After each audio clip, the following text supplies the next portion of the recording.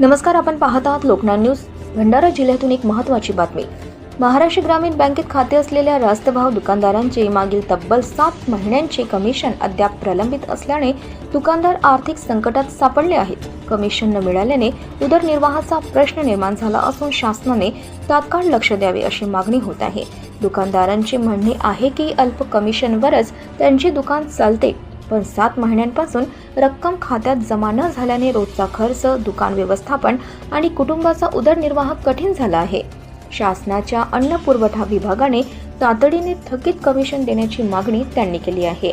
दुकानदारांनी अन्न पुरवठा मंत्री छगन भुजबळ यांनी या प्रकरणात लक्ष घालून संबंधित अधिकाऱ्यांना त्वरित आदेश द्यावेत, तसेच कमिशन वेळेवर जमा होईल अशी व्यवस्था करावी अशी विनंती केली आहे. सरकारी कर्मचाऱ्यांना पगार उशिरा मिळाला तर अडचणी निर्माण होतात. मग अल्प कमिशनवर काम करणाऱ्या रास्तभाव दुकानदारांची परिस्थिती किती कठीण असेल याचा शासनाने विचार करावा, असा सवाल दुकानदारांनी उपस्थित केला आहे. 50 वर्षांपासून वेतन श्रेणी किंवा मानधनाचा प्रश्न प्रलंबित असल्याची खंत व्यक्त करत दुकानदारांनी शासनाकडून ठोस निर्णयाची अपेक्षा व्यक्त केली आहे. लोकनाथ न्यूज, संजीव भांबोरे, उपसंपादक, भंडारा.